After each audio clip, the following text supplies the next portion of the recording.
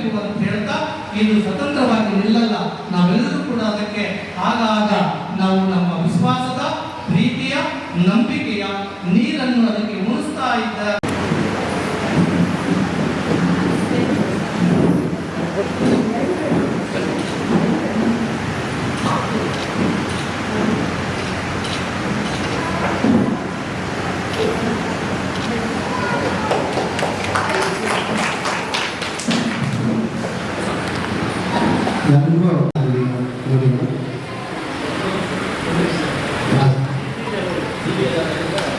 ವಾರ್ಷಿಕ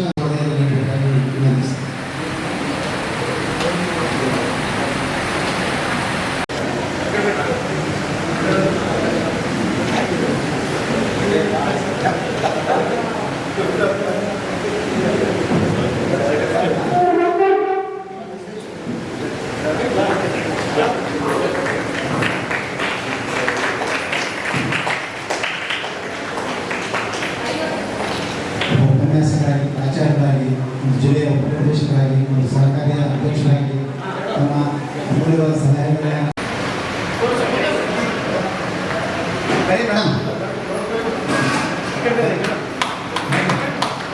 madam sir ಬರೀ madam Basappa sir ಬರಬೇಕು ಅಕ್ಕ ಬನ್ನಿ ಬರೀ ಇಬ್ಬರು ಬರಲ್ಲ ಬನ್ನಿ ಎಲ್ಲರೂ ಬಂದ್ಬಿಡಿ ಯಾರ್ಯಾರು ನಿಮ್ಮನ್ನೆಲ್ಲ ನಮ್ಮ ನಿರ್ದೇಶಕರು ಇರ್ತವೆ.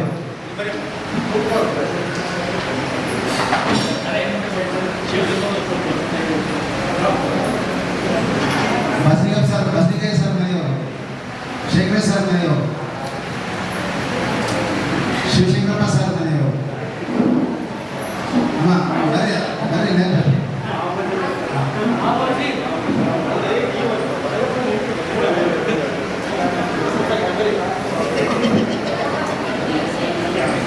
ಜಯಕುಮಾರ್ ಸರ್ ಮನೆಯವರು, ಶಂಕು ಸರ್ ಮನೆಯವರು.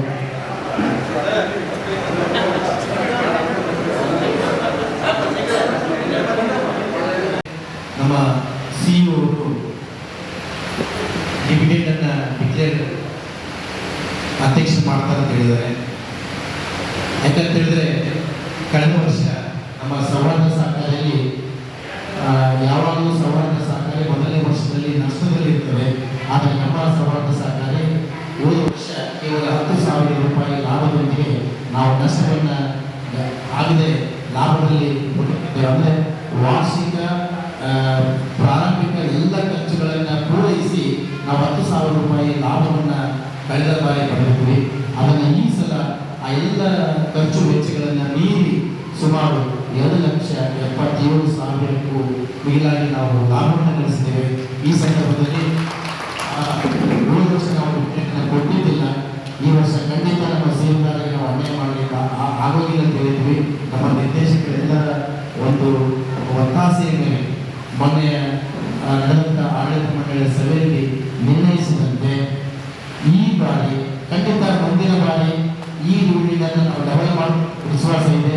ವಿಶೇಷವಾಗಿ ನನಗೆ ವಿಜಯಕುಮಾರ್ ಸರ್ ಅವರನ್ನು ಮಾತಾಡುವಾಗ ಲೆಕ್ಕಪಟ್ಟ ಡಿವಿಡೆಂಡ್ ಕೇಳ್ತಾರೆ ಕೊಡಲಿ ಸರ್ ಅಂತೇಳಿ. ಹಾಗಾಗಿ ಈ ವರ್ಷ ನಮ್ಮ ಸಹಕಾರಿ ವತಿಯಿಂದ, ಯಾಕಂದರೆ ಯಾವುದೇ ಸಹಕಾರಿ ಸಂಘ ಮೊದಲ 4 ವರ್ಷ ಡಿವಿಡೆಂಡನ್ನು ಕೊಡೋದಿಲ್ಲ. ಈಗಾಗಲೇ SS ರೇವಣ್ಣ ಅವರು ಒಂದು ಸೌಹಾರ್ದ ಸಹಕಾರಿಯ ಸಂಘದ ಅಧ್ಯಕ್ಷರು, ಜಗದ್ಗುರು ಪಂಚಾಚಾರ್ಯ ಸೌಹಾರ್ದ ಸಹಕಾರಿ ಸಂಘದ ನೂತನ ಅಧ್ಯಕ್ಷರಾಗಿ ನೇಮಕಾಗಿದ್ದಾರೆ ಮಾನವರು. ಹೀಗಾಗಿ ನಾನು ಅಭಿನಂದನೆ ಸಲ್ಲಿಸ್ತೇನೆ. ಈಗಾಗಲೇ ದೊಡ್ಡ ಮಟ್ಟದಲ್ಲಿ ಬೆಳೆದಿದೆ ಸಹಕಾರಿ ಸಂಘ, ಅವರು ಸಾಕಷ್ಟು ಡಿವಿಡೆಂಡ್ ಕೊಡ್ತಿದ್ದಾರೆ. ಹೀಗಾಗಿ ಬೇರೆ ದೊಡ್ಡ ಸೌಹಾರ್ದ ಸಹಕಾರಿ ಸಂಘಗಳು ಹೋಲಿಸಿದಾಗ 4-5ನೇ ವರ್ಷದಲ್ಲಿ ನಾವು ಲಾಭಾಂಶವನ್ನು ಹಂಚ್ತೇವೆ. ನಾನು ಹೆಮ್ಮೆಯಿಂದ ಹೇಳ್ತೇನೆ, ನಮ್ಮ ಸಹಕಾರಿ ಸಂಘದಲ್ಲಿ 2ನೇ ವರ್ಷಕ್ಕೆ 5% ಡಿವಿಡೆಂಡನ್ನು ನಾವು ನಮ್ಮ ಸೇವೆದಾರರಿಗೆ ಕೊಡ್ತಾ ಇದ್ದೇವೆ. ಮುಂದಿನ ಸಲ ಖಂಡಿತ 10% ಕೊಡ್ತೇವೆ ಅಂತ ನಾನು ಈ ಸಂದರ್ಭದಲ್ಲಿ ಹೇಳ್ತೇನೆ. ಯಾಕಂದ್ರೆ ಈಗಾಗಲೇ ದೊಡ್ಡ ದೊಡ್ಡ ಸೌಹಾರ್ದ ಸಹಕಾರಿಗಳು ಸಹ 15, 18, 20ವರೆಗೆ ಡಿವಿಡೆಂಡನ್ನು ಕೊಡುತ್ತಾರೆ. ನಾವು ನಮ್ಮ ಸೌಹಾರ್ದ ಸಹಕಾರಿ ಸಂಘದಿಂದ 2ನೇ ವರ್ಷದಲ್ಲಿ 5% ಡಿವಿಡೆಂಡನ್ನು ನಾವು ಈ ಸಂದರ್ಭದಲ್ಲಿ ಘೋಷಣೆ ಮಾಡಲಿಕ್ಕೆ ನನ್ನ ಅಧ್ಯಕ್ಷನಾಗಿದ್ದೇನೆ, ಹೆಮ್ಮೆ ಅನಿಸ್ತಿದೆ. ಇದಕ್ಕೆಲ್ಲ ನಮ್ಮ ನಿರ್ದೇಶಕರು ಮತ್ತು ಸೇವೆದಾರರು, ವಿಶೇಷವಾಗಿ ಸಾಲಗಾರರು, ಜಾಮೀನುದಾರರು ಮತ್ತು ಜಾಮೀನುದಾರರ ಒಂದು ಸಹಕಾರದಿಂದ ನಮ್ಮ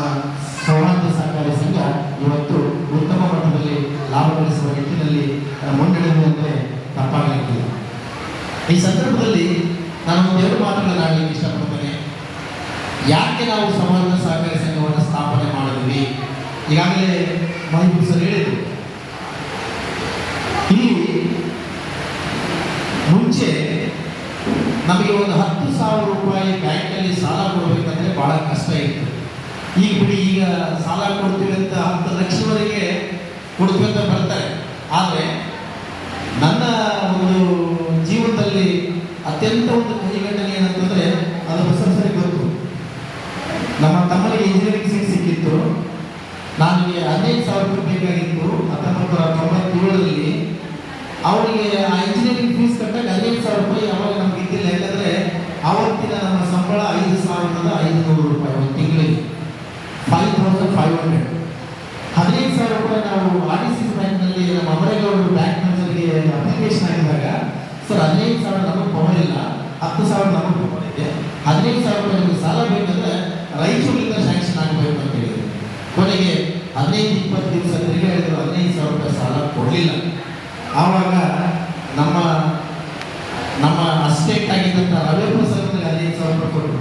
ಸರ್ ನೀವು ತಗೊಳ್ಳಿ ಸರ್ ಅಂತ ಹೇಳಿ ಆದ ಅಮೌಂಟನ್ನು ನಾನು ನಮ್ಮ ತಮ್ಮನ ಫೀಸ್ ಕಟ್ಟಿದೆ. ಯಾಕೆ ಈ ಮಾತು ಹೇಳ್ತೀನಿ ಅಂದರೆ, ಎಷ್ಟು ಕಷ್ಟ ಇತ್ತು. ನಾವು 10,000 ರೂಪಾಯಿ ಸಾಲ ಸಿಗಲಿಲ್ಲಪ್ಪ ಅವಾಗ. ಮತ್ತು ನಾನು ಪರ್ಮನೆಂಟ್ ಎಂಪ್ಲಾಯ್, ಟೆಂಪ್ರರಿ ಎಂಪ್ಲಾಯ್ ಇಲ್ಲ, ನಾನು ಪರ್ಮನೆಂಟ್ ಎಂಪ್ಲಾಯ್ ಇದ್ದೆ. ಈಗ ನನ್ನ ಶಾಲೆಗೆ 1 ಕೋಟಿ ರೂಪಾಯಿ ಸಾಲ ಕೊಡ್ತಾರೆ. ಇವತ್ತು ನಾನು ಪಡೆಯುವ ಶಾಲೆಗೆ 1 ಕೋಟಿ ರೂಪಾಯಿ ಶಾಲೆ ಸರ್ಟಿಫಿಕೇಟ್ ಸಾಕ್ರಿ ಅಂತ. ಆದರೂ ಸಹ ಕೆಲವೊಂದು ಸಂದರ್ಭದಲ್ಲಿ ನಾವು ಸಾಲ ತಗೊಳ್ಳಕ್ಕೆ ಹೋದಾಗ ಶಾಲರಿ ಜನರನ್ನು ನೋಡ್ತಾರೆ, ವಿನಃ ಬೇರೆ ಯಾವುದು ಕೊಡೋಕ್ಕಿಲ್ಲ. ಅಂಥ ಸಂದರ್ಭದಲ್ಲಿ ನಮ್ಮ ನಿರ್ದೇಶಕರು ಹೇಳಿದಾಗೆ ನಾವು ಯಾರಿಗಾದ್ರೂ ಏನಾದರೂ ಸಾಲ ಅವಶ್ಯಕತೆ ಇದ್ದಾಗ ಹಣಕಾಸಿನ ನೆರವು ಮಾಡಬೇಕಂತಂದ್ರೆ ಬಹಳ ಕಷ್ಟ ಇತ್ತು. ಇವತ್ತೇನಾಗಿದೆ, ಇವತ್ತು 5 ಲಕ್ಷ ಯಾರಿಗಾದ್ರೂ ಬೇಕಂದ್ರೆ ಅನಿವಾರ್ಯ ಇರ್ತದೆ.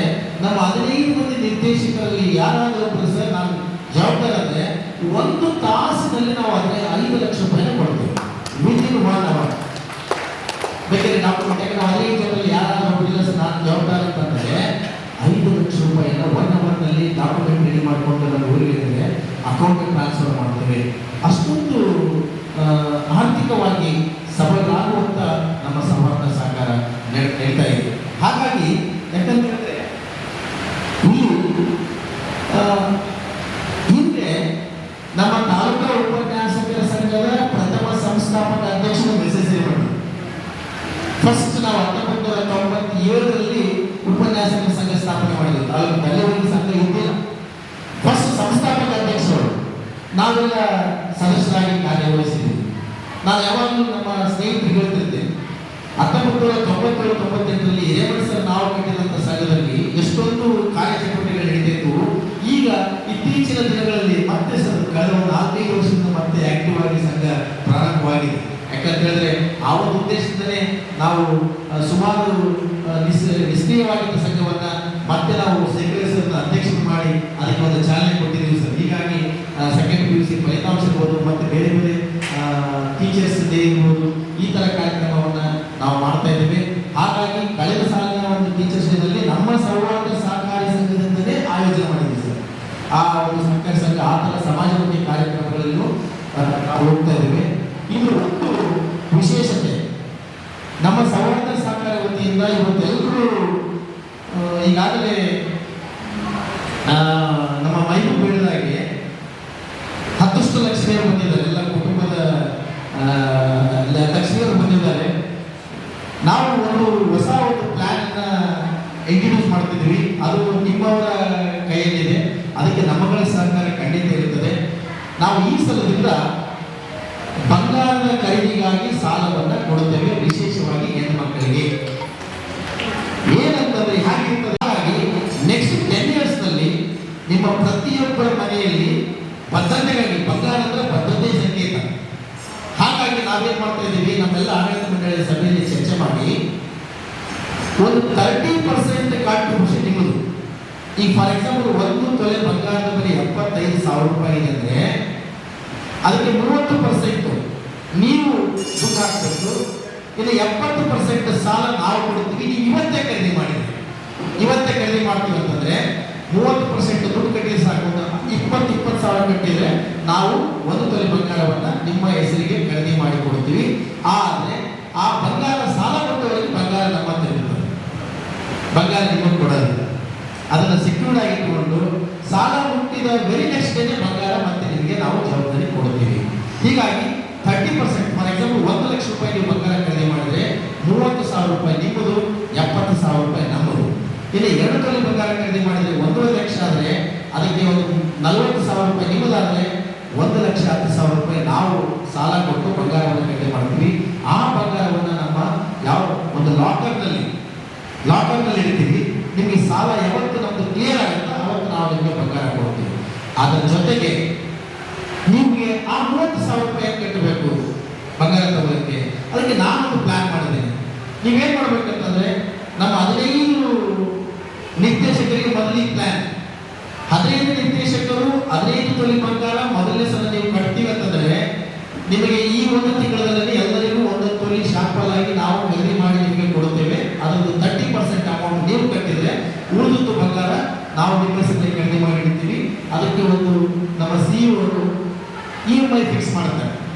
ಈಗ 75,000 ರೂಪಾಯಿ ತೊಲೆ ಐತಂತಂದ್ರೆ ಒಂದು 20,000 ರೂಪಾಯಿ ನೀವು ಕಟ್ಟಿದ್ರೆ 50,000 ರೂಪಾಯಿ 55,000 ರೂಪಾಯಿ ನಾವು ಸಾಲವನ್ನು ಕೊಡ್ತೀವಿ. 2 ತೊಲೆ ಬೇಕಂತಂದ್ರೆ ಅದಕ್ಕೆ ಮಾರ್ಜಿನ್ ಮಾಡಿ ಕೊಡ್ತೀವಿ. ಅದಕ್ಕೆ ಮತ್ತು ನಮ್ಮ ನಿರ್ದೇಶಕರಿಗೆ ಅತ್ಯಂತ ಕಡಿಮೆ ಸರ್ವಿಸ್ ಚಾರ್ಜ್ ಬೇರೆಯವರಿಗೆ ಹಾಕಿದಂಗೆ ನಮ್ಮ ನಿರ್ದೇಶಕರಿಗೆ ಸರ್ವಿಸ್ ಚಾರ್ಜ್ ಇರಲಿಲ್ಲ. ಆದರೆ ಕನಿಷ್ಠ ಬಡ್ಡಿ ಪಾವತಿ ಇರ್ತದೆ. ಆ EMI ಮಿನಿಮಮ್ ಇಂಟ್ರೆಸ್ಟ್ ಅನ್ನ ನೀವು ಪೇ ಮಾಡಲೇಬೇಕು.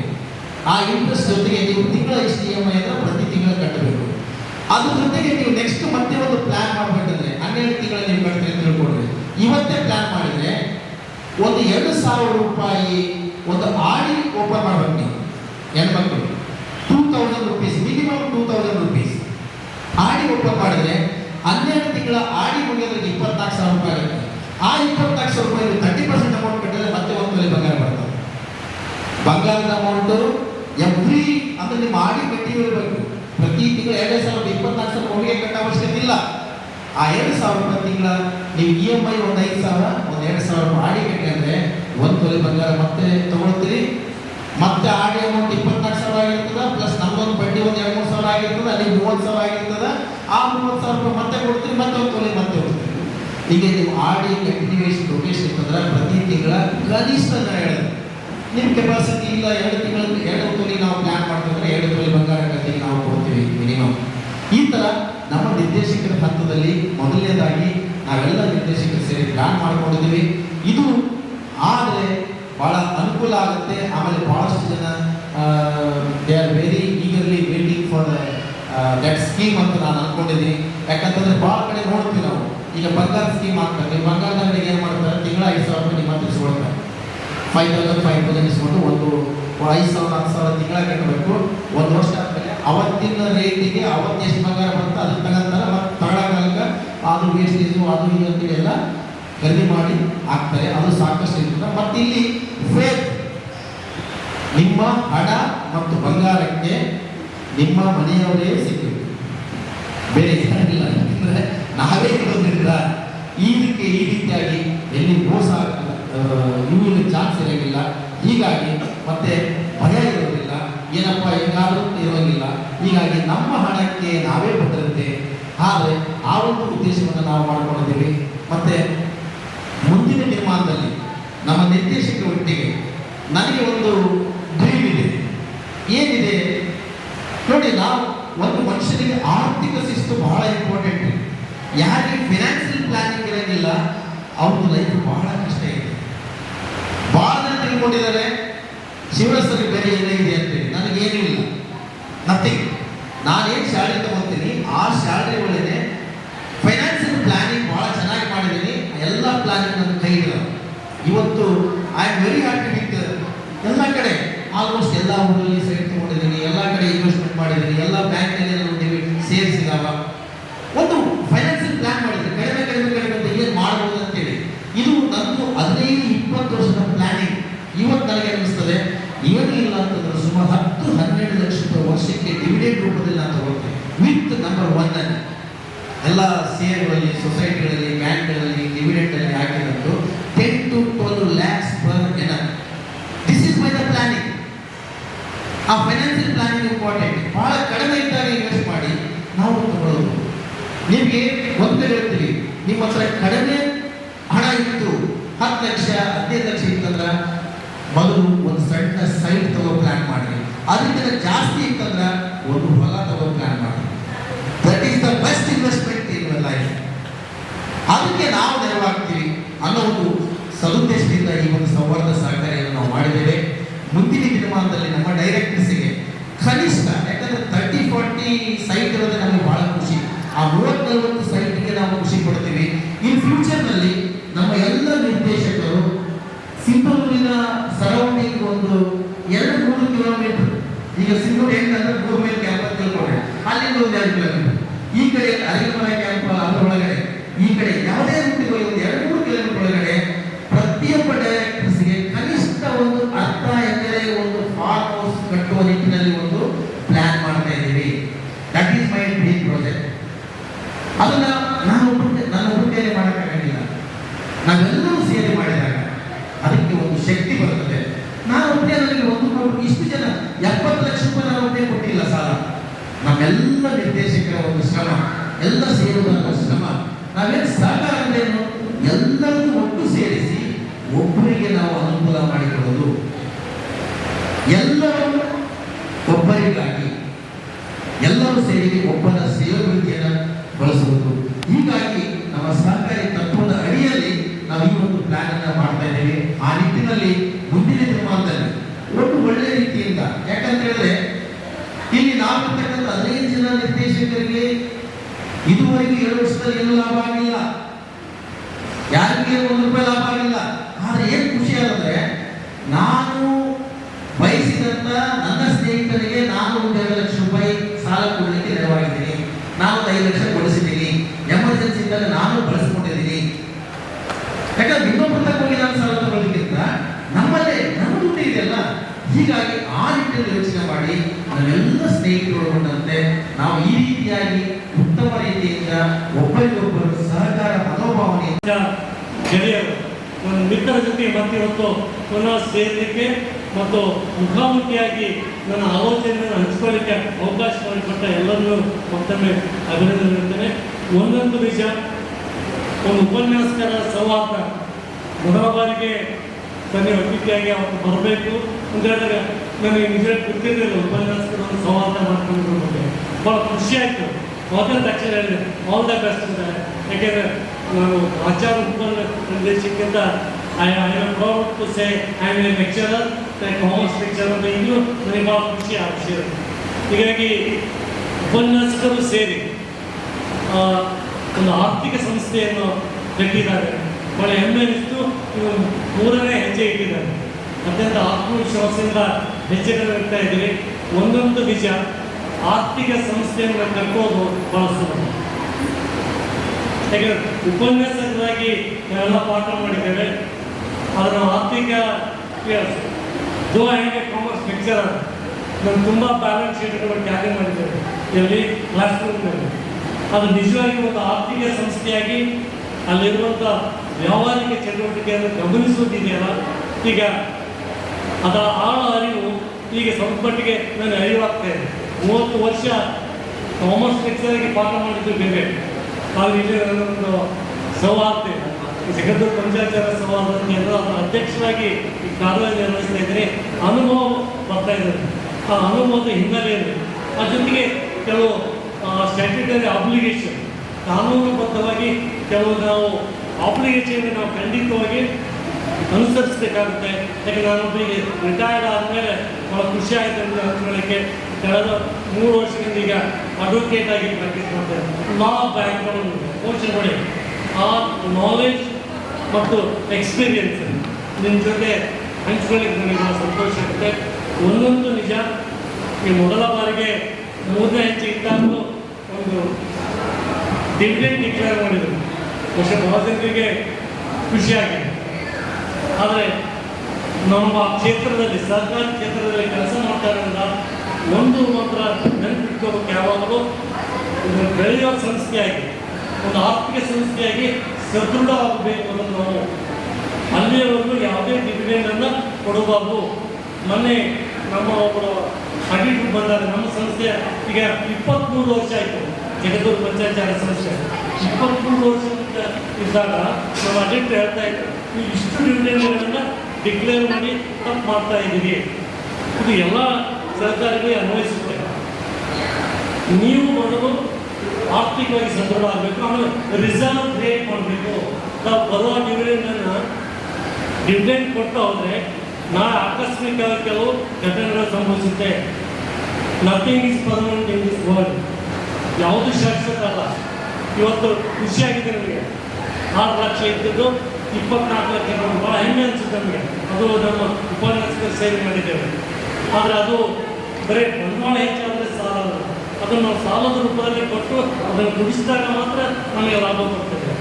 ಆದರೆ ಈಗ ನಮಗೆ ಗೊತ್ತಿದೆ, ರಾಯಚೂರು ಜಿಲ್ಲೆಯಲ್ಲಿ 350ಕ್ಕೂ ಹೆಚ್ಚು ಸೌಹಾರ್ದ ಸಹಕಾರ. ನಾನು ಹೇಳೋದು ಬ್ಯಾಂಕ್ಸ್ ಬಿಟ್ಟು Suko bank, Vikas bank, syndicate bank, SBI ಅವ್ರ ಬಗ್ಗೆ ಹೇಳ್ತಾ ಇಲ್ಲ ನಾನು. ಕೇವಲ ಸೌಹಾರ್ದ ಸಹಕಾರಿಗಳೇ ರಾಯಚೂರು ಜಿಲ್ಲೆಯಲ್ಲಿ 350 ಇದೆ. ಬಟ್ ನಮ್ಮ ಸಿಕ್ಕೂರು ಅತಿ ಹೆಚ್ಚಿದೆ, ನೇರಿಟ್ಟು 100. ಬಹುಶಃ ಅವುಗಳ ಮಧ್ಯೆ ನಾವು ಪೈಪೋಟಿ ಮಾಡುವಂಥದ್ದು ಅನಿವಾರ್ಯತೆ ಇದ್ದೇವೆ. ಅವರು ಒಂದು ನಮ್ಮ ಸ್ನೇಹಿತರು ಉಪನ್ಯಾಸ ಹೇಳ್ತಾ ಇದ್ರು, ನಮ್ಮದು ಲಾಭದ ಉದ್ದೇಶ ಇಲ್ಲ, ಸೇವಾ ಮನೋಭಾವನೆ. ಬಹುಶಃ ಇದು ಸ್ವಲ್ಪ ಮಟ್ಟಿಗೆ ಒಪ್ಕೋಬೋದು, ಪೂರ್ಣ ಪ್ರಮಾಣದಲ್ಲಿ ಒಪ್ಕೊಳ್ಳಿಕ್ಕೆ ಸಾಧ್ಯ ಅಲ್ಲ. ಒಂದು ಚೆನ್ನಾಗಿ ನೆನ್ಪಿಟ್ಕೊಳ್ಳಿ, ನಾವು ಇಲ್ಲಿ ಮಾಡ್ತಾ ಇರೋದು ವ್ಯವಹಾರ, ಇದು ಲಾಭದಾಯಕ ಸಂಸ್ಥೆ. ಯಾಕೆಂದರೆ ನಮ್ಮನ್ನೇ ನಂಬಿಕೊಂಡು ಷೇರುದಾರರು ಶೇರ್ ತಂದಿದ್ದಾರೆ, ಡೆಪಾಸಿಟ್ ಹೋಲ್ಡರ್ ಡೆಪಾಸಿಟ್ ಕೊಟ್ಟಿದ್ದಾರೆ. ನೀವು ಇಲ್ಲಿ ಸೇವಾ ಕಾರ್ಯಗಳನ್ನು ಮಾಡಲಿಕ್ಕೆ ಹೆಚ್ಚು ಅವಕಾಶ ಇಲ್ಲ. ದಯವಿಟ್ಟು ಯಾಕೆಂದರೆ ನನ್ನ ಆಲೋಚನೆಗಳನ್ನು ನಿಮಗೆ ಹಂಚ್ಕೊಳ್ತೀವಿ. ನೀವು ನಿರ್ದೇಶಕ ಮಂಡಳದ ತೀರ್ಮಾನ ಮಾಡಿ. ಯಾಕೆ ನಾವಿಲ್ಲಿ ಸೇವಾ ಮನೋಭಾವ ಮಾಡೋದಿದ್ರೆ ಒಂದು ಚಾರಿಟೇಬಲ್ ಇನ್ಸ್ಟಿಟ್ಯೂಷನ್ ಹುಟ್ಟಾಕಬೇಕು. ಅದರ ವತಿಯಿಂದ ನೀವು ಪ್ರೈಸ್ಗಳನ್ನು ಪಡಿ, ಸನ್ಮಾನಗಳನ್ನು ಮಾಡಿ, ಯಾರಿಗಾದ್ರೂ ನೀವು ಸೇವೆ ಮಾಡಿ, ಏನೂ ತೊಂದರೆ ಇಲ್ಲ. ಅದನ್ನು ನಾವು ಮಾಡ್ತಾ ಇರೋದೀಗ ಒಂದು ಸೌಹಾರ್ದ ಸಹಕಾರಿ ಆರ್ಥಿಕ ಕ್ಷೇತ್ರದಲ್ಲಿ ಆ ಶಿಸ್ತು ಬೇಕೇ ಬೇಕು. Don't be liberal. ನಮ್ಮ ವೈಯಕ್ತಿಕವಾಗಿ ನೆರವುಗಳನ್ನು ಕೊಡಿ. ಏನು ಆ ಸೌಹಾರ್ದದ ವತಿಯಿಂದ ಇದೆಯಲ್ಲ, ದಯವಿಟ್ಟು ನಿರ್ದೇಶಕ ಮಂಡಳರು ಆ ದಿಶೆಯಲ್ಲಿ ಯೋಚನೆ ಮಾಡಬೇಕು. ಯಾಕೆಂದರೆ ನನಗೆ ಭಾಳ ಖಚಿತ ಅನಿಸ್ತದೆ. ನಾನು ಬಂದು ಯಾಕೆಂದರೆ ಮೂಲತಃ ನಾನು ಉಪನ್ಯಾಸಕರು ಅಂದ್ರೆ ನಮಗೆ ಚಾರಿಟೇಬಲ್ ಮೈಂಡ್ ಭಾಳ. ಮಕ್ಕಳಿಗೆ ಹೇಳಿ ಈಗ ನಿಜ ಕಷ್ಟ ಆಗಿದೆ ಅಧ್ಯಕ್ಷರಿಗೆ. ನಿಜವಾಗಿ ಲೆಕ್ಚರರ್ಸ್ ಇದ್ದವರು ಅಷ್ಟು ಫಲಪ್ರದವಾಗಿ ಅಧ್ಯಕ್ಷರಾಗಲಿಕ್ಕೆ ಆಗೋದಿಲ್ಲ ಅಂತ ಅನಿಸ್ತದೆ. ಯಾಕೆಂದರೆ ಭಾಳ ನಿಷ್ಠುರವಾಗಿರ್ಬೇಕಾಗ್ತದೆ. We are dealing with money. ಅದು ನಮ್ಮ ಹಣ ಅಲ್ಲ, ದಯವಿಟ್ಟು ಅರ್ಥ ಮಾಡ್ಕೋಬೇಕು. It is not ours money, it is the money of public, it is the money of shareholder. ಪ್ರತಿ ಪೈಗೆ ಸಹಿತ ಅಕೌಂಟಬಿಲಿಟಿ ಇರ್ತದೆ. ಭಾಳ ಸುಲಭವಾಗಿ ಸಾಲ ಕೊಡೋದು ಭಾಳ ಸುಲಭ, ರಿಕವರಿ ಭಾಳ ಕಷ್ಟ ಇದೆ. ಅದು ಸಾಲ ಒಂದು ಚೆನ್ನಾಗಿ ತಿಳ್ಕೊಳ್ಳಿ. ಯಾಕೆ ರಾಯಚೂರಲ್ಲಿ ನಮ್ಮ ಮಿಸಸ್ ಮೇಡಮ್ ಅವರು ಒಂದು ಸೌಹಾರ್ದ ಸರ್ಕಾರಿಗೆ ಡೈರೆಕ್ಟರ್ ಇದ್ದಾರೆ, ವೀರಶೈವ ವಿಕಾಸ್ ಸೌಹಾರ್ದ. 8 ವರ್ಷ ಆಯ್ತು. ಹತ್ತಿರದಲ್ಲೇ ಎನ್ನುವ ಆಶಯದಲ್ಲಿದೆ. ನಮ್ಮ ಆರ್ಥಿಕ ವ್ಯವಹಾರ, ಆರ್ಥಿಕ ಶಿಸ್ತು, ಆರ್ಥಿಕ ಚಟುವಟಿಕೆ ಹೇಗೆ ಪ್ರಮಾಣಬದ್ಧವಾಗಿರಬೇಕು ಅನ್ನುವ ಈ ವಚನ ಆಶಯದೊಂದಿಗೆ ಹುಟ್ಟಿಕೊಂಡಿರುವಂತಹ ರಾಯಚೂರು ಜಿಲ್ಲಾ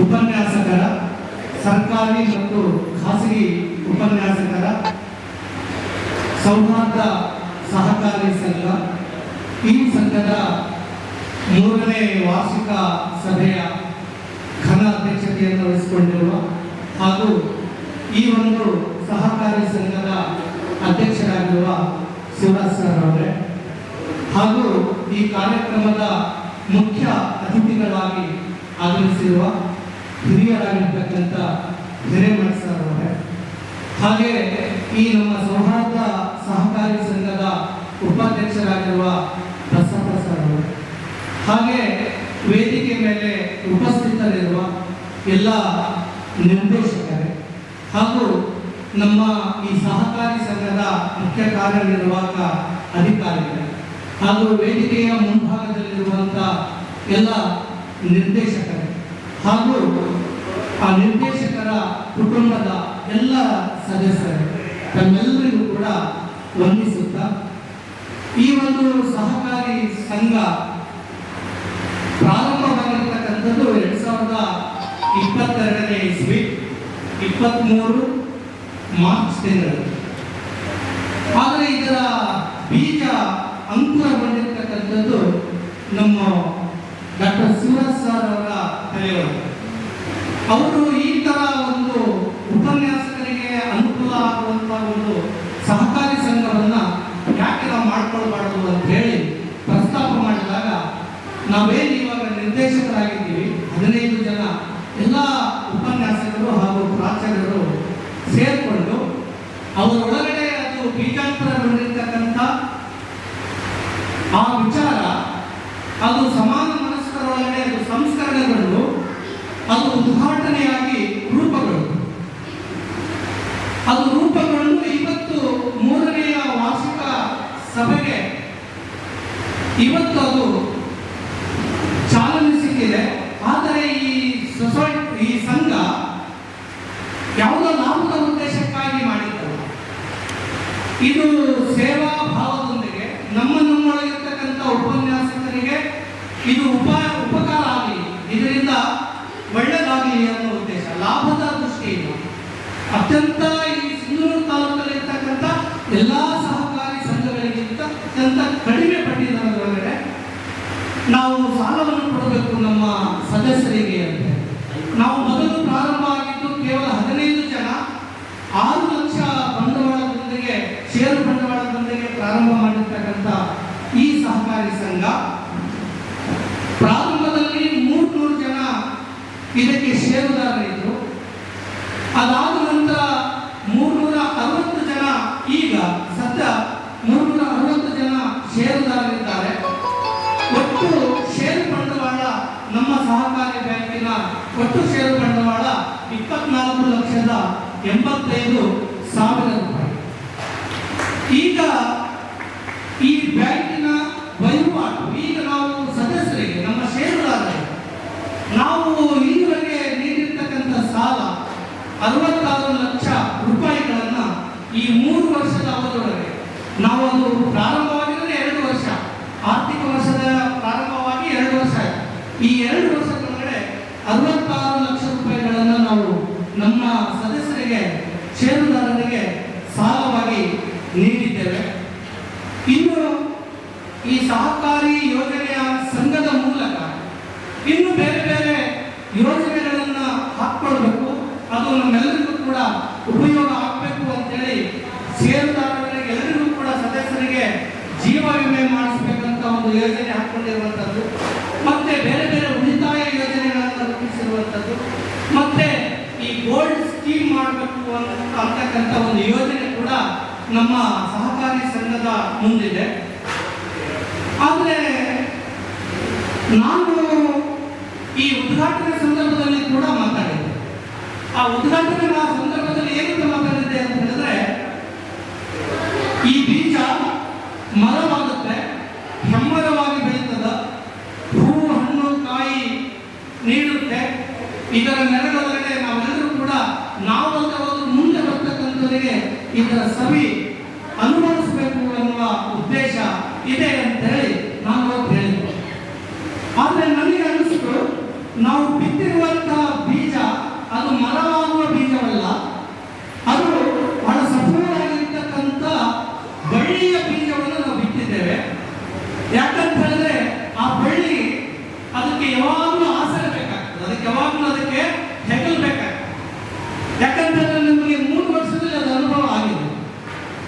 ಸಂಘದೊಳಗಡೆ ನಾವು ಯಾರಿಗಾದ್ರೂ ಅನಿವಾರ್ಯ ಸಾಲ ಕೊಡಬೇಕು ಅಂತ ಸಂದರ್ಭ ಬಂದಾಗ ನಮ್ಮ ಹತ್ರ ಎಷ್ಟೋ ಸಂದರ್ಭದಲ್ಲಿ ಬಂಡವಾಳ ಇರಲ್ಲ. ಅದಕ್ಕೆ ನಾವು ಅವರಿಗೆ ಸಹಾಯ ಮಾಡ್ಲಿಕ್ಕೆ ಆಗಲ್ಲ ಅನ್ನುವ ಪರಿಸ್ಥಿತಿ. ಅದಕ್ಕೆ ಒಮ್ಮೊಮ್ಮೆ ಆ ಬಳ್ಳಿ ಬಾಡಿ ಹೋಗಿರುತ್ತೆ, ಅದು ಹೂ ಇಲ್ಲದೆ ಸೊರಗ್ತಿರ್ತದ, ಅದೇ ಹಣ್ಣು ಇಲ್ದರೆ ಹೊರಗ್ತಿರ್ತದ. ಅದಕ್ಕೆ ನಾವು ಯಾವಾಗಲೂ ಅದು ಬಳ್ಳಿ ಅಂತ ತಿಳ್ಕೊಳ್ಬೇಕು. ಆ ಬಳ್ಳಿ ಅದು ದ್ರಾಕ್ಷಿಯ ಬಳ್ಳಿ, ಅದು ಮರವಾಗಲ್ಲ, ಅದು ಚಪ್ಪರವಾಗುತ್ತೆ. ಆ ಚಪ್ಪರ ಕೆಳಗಡೆ ದ್ರಾಕ್ಷಿ ಹೇಗೆ ತನ್ನ ಕೊನೆಯನ್ನು ಬಿಡ್ತದಲ್ಲ, ಹಾಗೆ ಮುಂದೊಂದು ದಿನ ಈ ಚಪ್ಪರ, ದ್ರಾಕ್ಷಿ ಬಳ್ಳಿಯ ಚಪ್ಪರ ಹೇಗೆ ಕೊನೆ ಬಿಡ್ತದ, ಹಾಗೆ ಈ ನಮ್ಮ ಸಂಘವು ಕೂಡ ಅದು ಚಪ್ಪರದ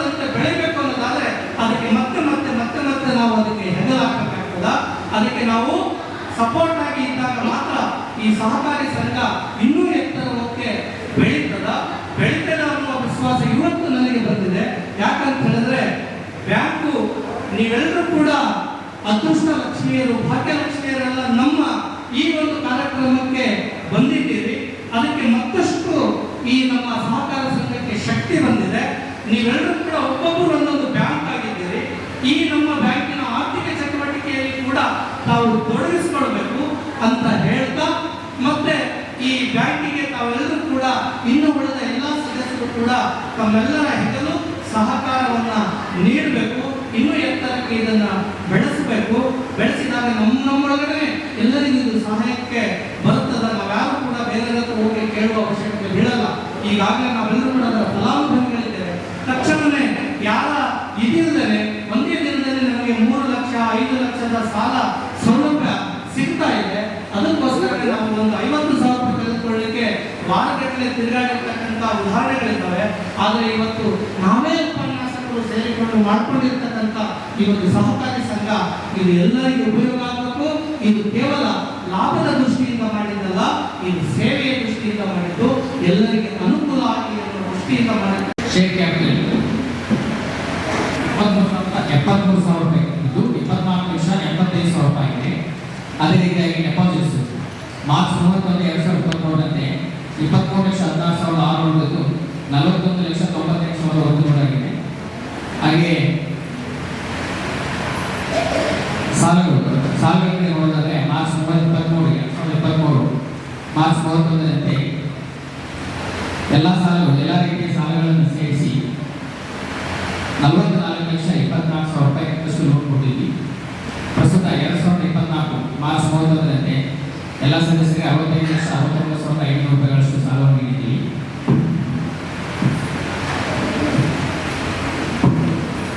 ಅದೇ ರೀತಿಯಾಗಿ ಸಹಕಾರಿ ಸದಸ್ಯತ್ವ ಸಹಕಾರಿಯ ಪ್ರಾರಂಭದ ವರ್ಷದಲ್ಲಿ ಅಂದರೆ 2023-24 ಪ್ರಾರಂಭದ ವರ್ಷದಲ್ಲಿ 345 ಸದಸ್ಯರನ್ನು ಹೊಂದಿದ್ದು, ಅಂತ್ಯದವರೆಗೆ 360 ಸದಸ್ಯರನ್ನು ಹೊಂದಿದೆ. 12 ಸದಸ್ಯರು ಹೊಸದಾಗಿ ಸೇರ್ಪಡೆಯಾಗಿದ್ದಾರೆ. ಷೇರು ಬಂಡವಾಳ 73,73,000 ಇದ್ದು ಮಾರ್ಚ್ 31 24,85,000 ಆಗಿದೆ. ಠೇವಣಿಗಳು ಮಾರ್ಚ್ 31, 2024 59,94,582 ಆಗಿದೆ. ಸಾಲಗಳು ಮಾರ್ಚ್ 31, 2024 65,69,500 ನೀಡಲಾಗಿದೆ. ಹಾಗೆ 2023-24 ಸಾಲನ ಲೆಕ್ಕ ಪರಿಶೋಧಕರ ನೇಮಕ 2023-24 ಸಾಲ ಲೆಕ್ಕ ಪರಿಶೋಧನೆಯನ್ನು AC ನಾರಾಯಣ ಮಾಡಿದ್ದು. ಈಗ 2024-25 ಲೆಕ್ಕ ಪರಿಶೋಧಕರಾಗಿ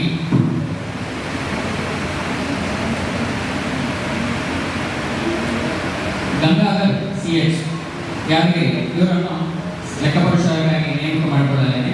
ಇದಕ್ಕೆ ಸದಸ್ಯರೆಲ್ಲರೂ ಚಪ್ಪಾಳೆ ಮೂಲಕ ಅನುಮೋದನೆ ನೀಡಲು ಕೋರುತ್ತೇನೆ. ಅದೇ ರೀತಿಯಾಗಿ 2023-24 ಸಾಲಿನ ಮುಂಗಡ ಪತ್ರಕ್ಕಿಂತ ಹೆಚ್ಚುವರಿ ಖರ್ಚುಗಳು ಅನುಮೋದಿಸುವುದು. 2023-24 ಸಾಲಿನಲ್ಲಿ ಯಾವುದೇ ರೀತಿಯ ಬಜೆಟ್ನಲ್ಲಿ ಇರುವುದಕ್ಕಿಂತ ಹೆಚ್ಚಿನ ಖರ್ಚು ಯಾವುದೂ ಆಗಿಲ್ಲ. ಹಾಗಾಗಿ ಇದಕ್ಕೆ ಹೆಚ್ಚಿನ ಖರ್ಚು ಆಗಲಿಕ್ಕೆ ಕಾರ್ಯಕರ್ತರಾದ ಎಲ್ಲ ನಿರ್ದೇಶಕರು ಧನ್ಯವಾದಗಳು ಕೊಡ್ತೇನೆ. ಅದನ್ನು ಅನುಮೋದನೆ ಚಪ್ಪಾಳೆ ಮೂಲಕ ಕೊಡ್ತೇನೆ.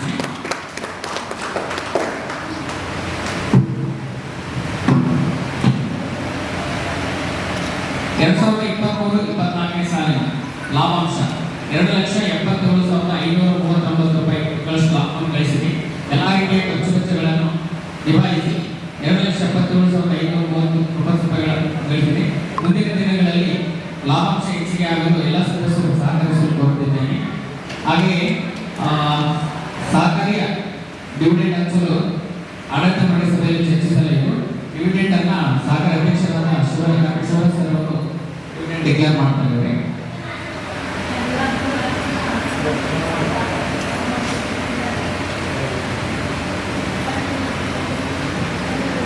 ಎರಡು 2024 ಸಾಲಿನ ಸದಸ್ಯರನ್ನು ಸೇರಿಸಿಕೊಂಡು ಸದಸ್ಯತ್ವವನ್ನು ಮುಕ್ತಾಯಗೊಳಿಸಲು ಸಂಕ್ಷಿಪ್ತ ವರದಿ.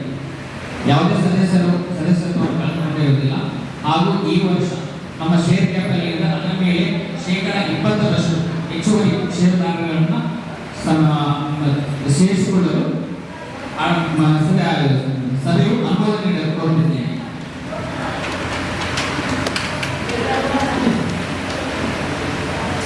ಇಷ್ಟು ವಾರ್ಷಿಕ ವರದಿಯನ್ನು ಮುಗಿಸ್ತಾ ಇದ್ದೀನಿ ಓದಿನ. ವಾರ್ಷಿಕ ವರದಿಯನ್ನು